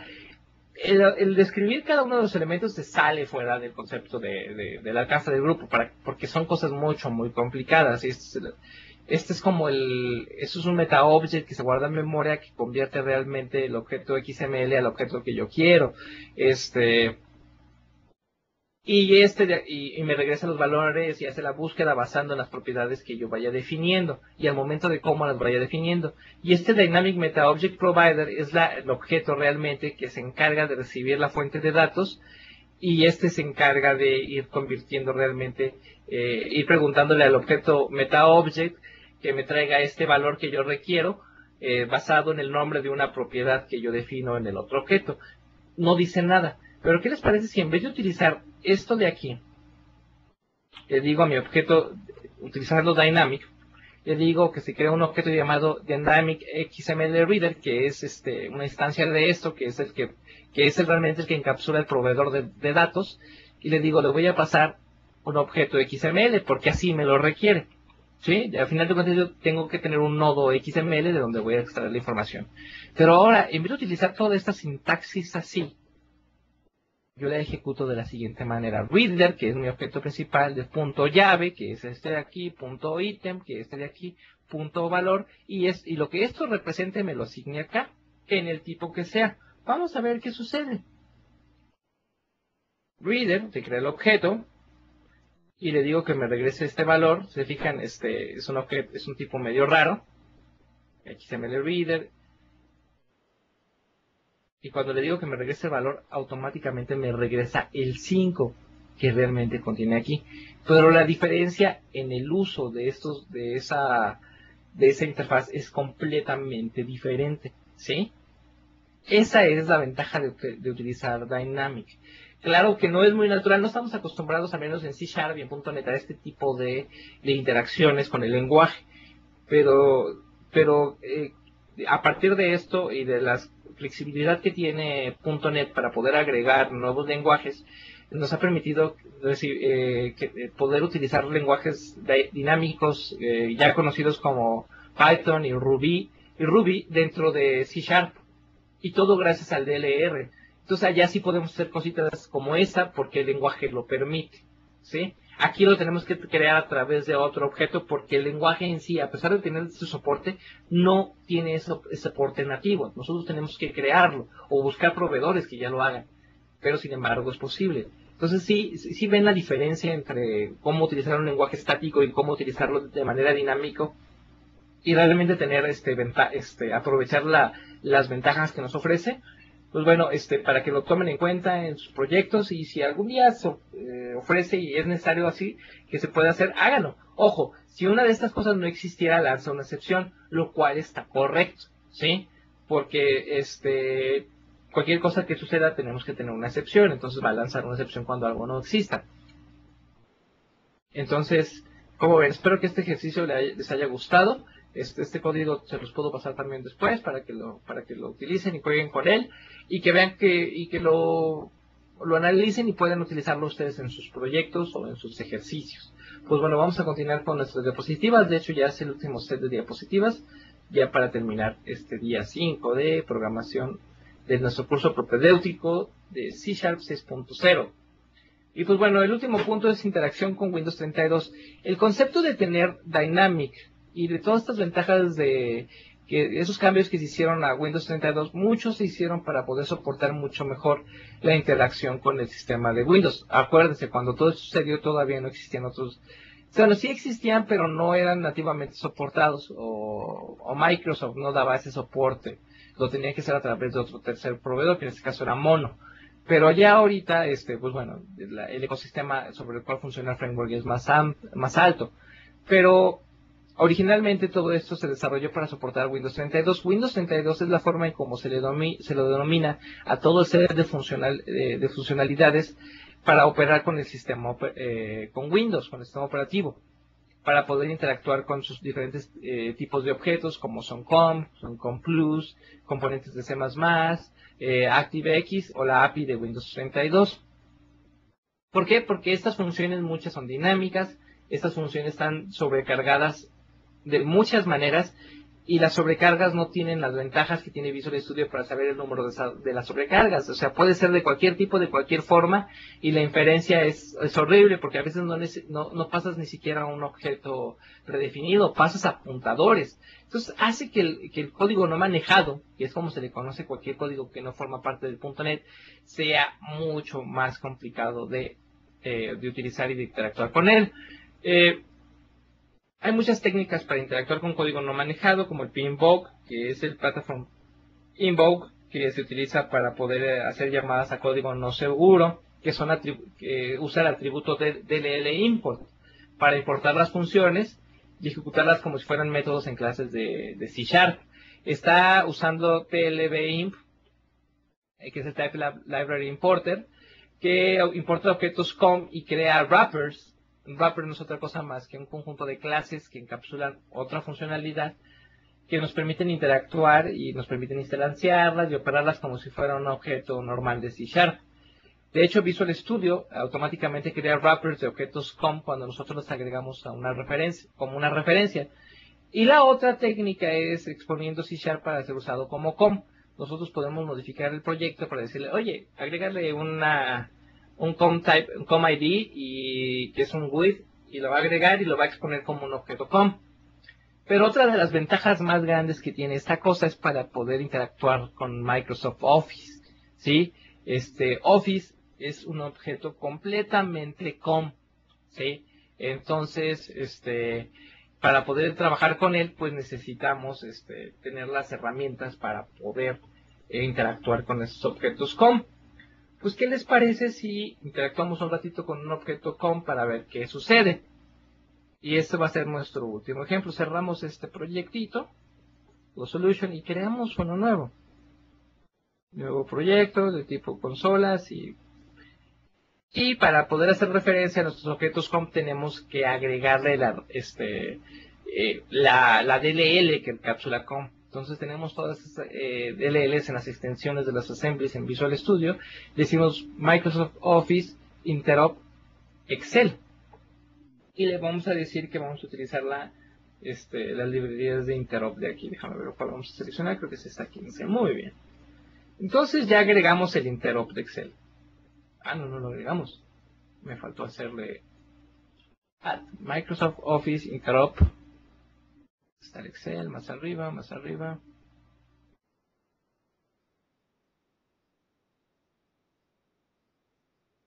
Muy bien, ya tenemos aquí el Interop. Entonces, ¿qué les parece si creamos un objeto de Excel?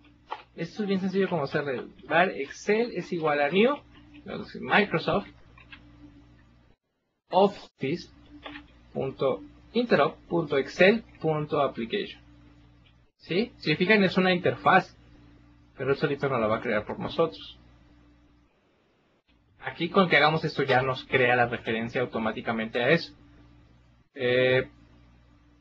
No estás compartiendo Visual Studio. Oh, que otra vez me pasó. Voy para compartir Visual Studio. Estaba tan emocionado por hacer la comparación a la interacción con con Excel que se me olvidó. Les ofrezco otra disculpa después. Muy bien. Perfecto. A todos los que me avisaron, muchísimas gracias. Todo el mundo me regañó. Muy bien, me lo merecía. Vamos a hacer este ejercicio rápido. Entonces, ya creé la referencia a Excel, ¿sí? Aquí ya podría utilizar Excel, pero lo tengo que decir para poder saber si realmente estoy trabajando con Excel. Excel.visible es igual a true, ¿sí? Entonces, ahí lo que va a pasar es que yo ya voy a trabajar con Excel. Le vamos a decirle, vamos a hacer F10. Aquí creo la instancia de Excel y le digo visible es igual a true. ¿Vieron cómo se creó Excel aquí? Ya está creada, aquí ya tengo una instancia de Excel directamente, pero no me sirve de nada. Y cuando termine la aplicación, la cierro. ¿Qué les parece si le agregamos cosas? Le vamos a decir a Excel, ya una vez que está creado, que agregue un workbook.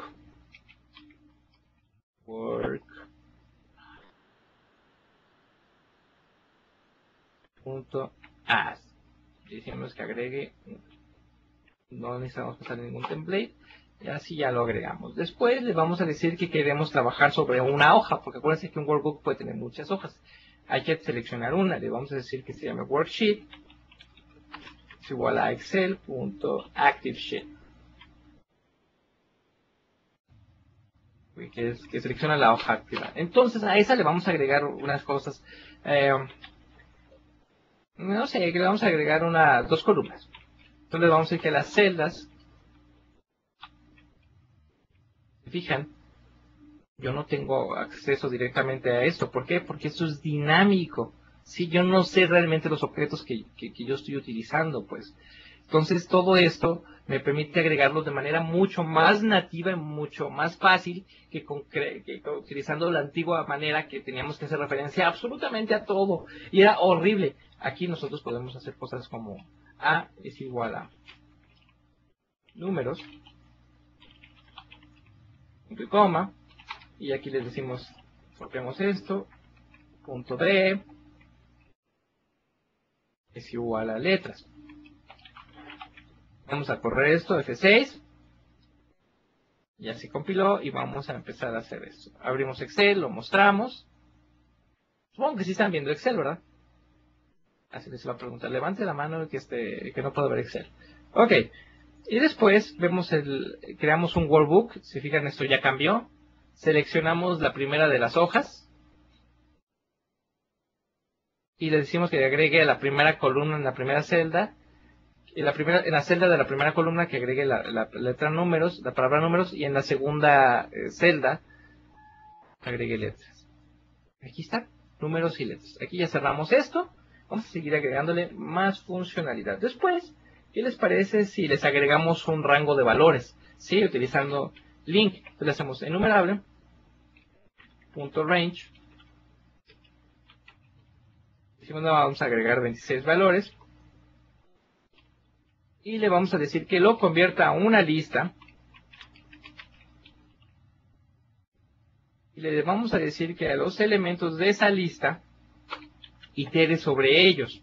¿Sí? Este es un método que tiene las listas. Y le vamos a decir que cada uno de los elementos de esa lista les ejecute esta función. Y sobre esa función lo que le vamos a decir es esto. En vez de guardar esto, le vamos a pasar el valor de 1 más i, porque acuérdense que el otro empieza de 1, no empieza de 0, entonces tiene que empezar más 1. Y le vamos a pasar que aquí va a guardar el valor de i, aquí estamos guardando un número, y aquí le vamos a pasar una letra, pero ¿cómo le vamos a hacer? Vamos a utilizar la palabra clave char, que es un tipo de los básicos, representa un carácter, y lo vamos a convertir de un valor UTF 32, es decir, de su valor, su representación numérica, de 1 más 64. ¿Se acuerdan? No sé, los que estén suficientemente viejos como yo, un perfecto como Rodrigo, que Rodrigo es más viejo que yo, que antiguamente el ASCII era una forma de representar letras utilizando números. Eran máximo 256 valores, obviamente, pero el valor 64, de hecho el valor 65 representa la A mayúscula, sí, 64 es la arroba. Entonces lo que va a hacer es agregándole valor a ese 64 y va a imprimir el 65, 66, 67, lo que va haciendo A, B, C y D mayúsculas, ¿sí? Entonces vamos a ver qué pasa aquí. Le vamos a agregar, le voy a poner un punto de interrupción aquí. Todo esto ya vimos que sucede. Si quieren ir viendo en vivo, crea esto, la activa, lo que ya vimos. De hecho, esto lo tenemos que cerrar. Entonces, y ejecuté todo. Pero automáticamente me agrega todos los valores de la A a la Z con un número, ¿sí? Y ya, así yo lo puedo interactuar. Y podemos hacer cosas mucho más maravillosas. ¿Qué les parece si le decimos que a esas celdas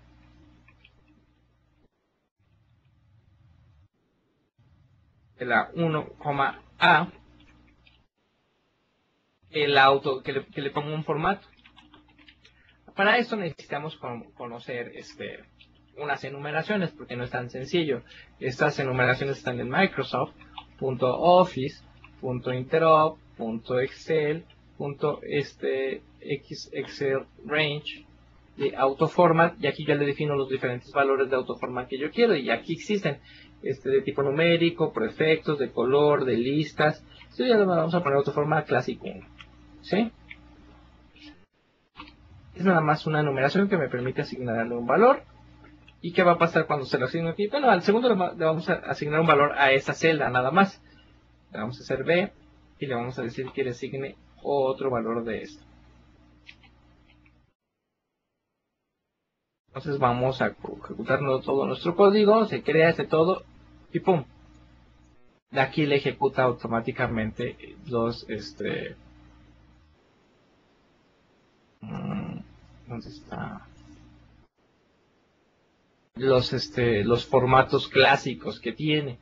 Entonces, ¿cómo ven? ¿Cómo se les hace esto? ¿Cómo la interacción de C# con Windows 32 utilizando Dynamics? Porque estos objetos son completamente dinámicos que encapsulan objetos COM, ¿sí? Pues bueno, con esto damos por terminado nuestro set de temas del día de hoy, y por consiguiente damos por terminado nuestro curso de C# 6.0. El día de hoy, ¿qué vimos? Vimos LINQ, trabajamos con LINQ, vimos qué son sus operadores, sus fuentes de datos, trabajamos vimos lo que son los proveedores, y vimos varios ejemplos. Y también trabajamos con Windows 32 con código no manejado y vimos ejemplos de código dinámico, ¿sí? Entonces, con esto damos por finalizado nuestro set de presentaciones de este curso propedéutico de C# 6.0. Si tienen alguna pregunta, comentarios, por favor, vamos a leerla, háganlos. Voy a leer una serie de preguntas. A ver, todos los que me regañaron: no se ve Visual Studio, no se ve la pantalla. A favor de compartir la pantalla de Visual Studio, no tienes que compartir la pantalla. Todos los que me regañaron, muy bien, muchas gracias. José Bielma me dice muchas gracias. No, gracias a ustedes por habernos acompañado estos 5 días. Yo sé que, pues bueno, fueron 2 horas. Es pesado, pero a todos los que estuvieron aquí a lo largo de los 5 días les agradezco mucho su tiempo. Para mí fue un placer haber estado con ustedes otra vez aquí. Espero que no sea la última vez. Hay un poquito más preguntas. Alberto Orduño, muchas gracias. Dice Víctor Ocharán: muy bueno el propedéutico, muchas gracias por compartir conocimiento. MCP Olledi Ferrer, muchas gracias, todo excelente. Juan Felipe: ¿dónde podemos bajar los videos? Los videos los vas a bajar en el sitio de Facebook. Por favor, estén al pendiente, todavía no están los videos, falta de subirlos. Los vamos a subir conforme tengamos oportunidad. Tomen de acuerdo que también tenemos labores que hacer. Entonces, con gusto, a la brevedad los vamos a subir. ¿Cuándo empieza el curso de Xamarin.Android? Yo ese dato no lo tengo, lo tiene Rodrigo. Estén al pendiente del grupo, ahí se van a dar las instrucciones de cómo va a ser el grupo, de cómo va a ser el curso, y estén al tanto. Charlen, gracias, saludos desde Lima. A ustedes, gracias a todos ustedes, saludos desde México. Tenemos más preguntas. Kenzo Miliante: todos tristes un viernes en la noche porque es la última clase de curso de sesión. Pero es viernes en la noche, podemos irnos a divertirnos con todo el conocimiento que hemos obtenido en estas semanas.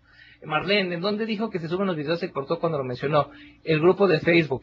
De hecho, acabo de creé el martes o el miércoles, creé un grupo de una playlist en YouTube donde pueden ver los videos. La dirección no la tengo aquí a la mano, la pueden ver en el sitio de diplomado de Windows 7, que es donde estamos haciendo nuestro grupo. El grupo de Windows Phone, ahorita se los paso. Diplomado Windows Phone 7. Les voy a pasar la URL acá.